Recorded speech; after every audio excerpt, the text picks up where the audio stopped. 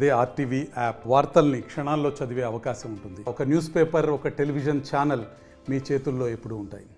ప్రత్యేకంగా ఇద్దరు ఎస్ఐని పెట్టించి టీం కింద ఫామ్ చేసి దీని మీద ఈ ఒక ఇన్వెస్టిగేషన్ అనేది స్టార్ట్ చేయడం జరిగింది. దీనిలో భాగంగా టెక్నికల్ క్లూస్ అన్ని కూడా సంపాదించాక ఈ ముద్దాయిలు ఎవరనేది ఐడెంటిఫై చేయడం జరిగింది. ఈ ముద్దాయిలు నిన్న మధ్యాహ్నం రాయచోటు నుంచి టువర్డ్స్ రాజంపేట వస్తున్నట్టు మనకు తెలియదని రాజంపేట టౌన్ పరిధిలో ఉన్నటువంటి తిరుమల కన్వెన్షన్ సెంటర్ దగ్గర వెహికల్ చెకింగ్ చేసినప్పుడు ఈ వెహికల్ని అరెస్ట్ చేసి ఈ ముద్దాయిల్ని వెహికల్ని ఆపి ముద్దాయిల్ని అరెస్ట్ చేయడం జరిగింది.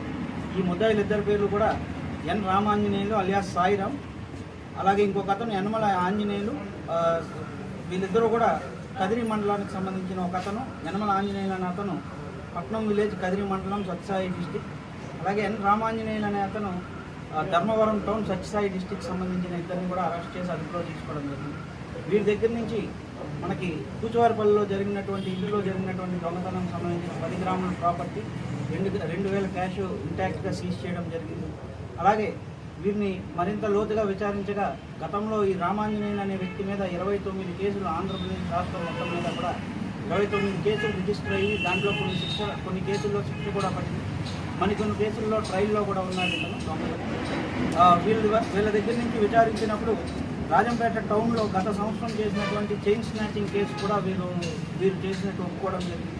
అలాగే డిసెంబర్లో ముద్దనూరు పిఎస్లో టోటల్ 171 గ్రామ్స్ వీళ్ళు దొంగతనం చేశారు. అక్కడ కేసు కట్టారు ముద్దనూరు పోలీసు వాళ్ళు. ఆ బంగారం అంతా కూడా టోటల్ 171 గ్రామ్స్ కూడా కదిరికి సంబంధించినటువంటి ముత్తూట్ ఫైనాన్స్, మణిపురం గోల్డ్ రెండింటిలో కూడా తాకట్టు పెట్టి తనఖా పెట్టి వారి దగ్గర నుంచి డబ్బులు తీసుకోవడం జరిగింది. అలాగే పెనగలూరుకు సంబంధించిన 4 కేసులు, 2022 సంవత్సరంలో జరిగిన 2 కేసులు, పెనగలూరులో 2023 సంవత్సరంలో జరిగిన 2 కేసులు, మార్కాపురంలో మన రాజంపేటలో దొంగతనం 13వ తారీఖున జరిగితే మార్కాపురంలో ఇదే దొంగలు 11వ తారీఖున చేసి పైనుంచి దొంగతనం చేసుకుంటూ వచ్చారు.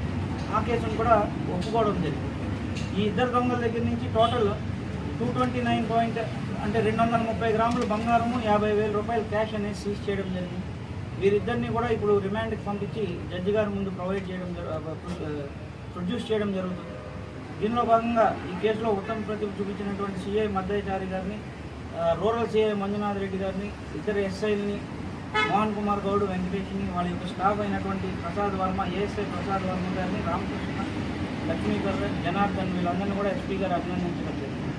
సో రాజంపేట పట్టణ ప్రజలందరికీ కూడా పోలీస్ వారి తరఫున విజ్ఞప్తి ఏంటంటే, మీరు ఎక్కడన్నా ఇది అంతా కూడా స్కూల్కి సెలవులు ఇచ్చి పెళ్ళిళ్ళకి వెళ్ళే టైం, పెళ్ళిళ్ళు జరిగే సీజన్లో మీరు ఎవరన్నా కానీ ఇంటి నుంచి దూరంగా వెళ్తున్నప్పుడు కంపల్సరీ లోకల్ పోలీస్ స్టేషన్లో ఇన్ఫార్మ్ చేసి వెళ్తే మేము అక్కడ లాక్డ్ హౌస్ మానిటరింగ్. మరిన్ని వీడియోస్ కోసం ఛానల్ ని సబ్స్క్రైబ్ చేయండి. లేటెస్ట్ అప్డేట్స్ కోసం వాట్సాప్ ఛానల్ ని ఫాలో చేయండి.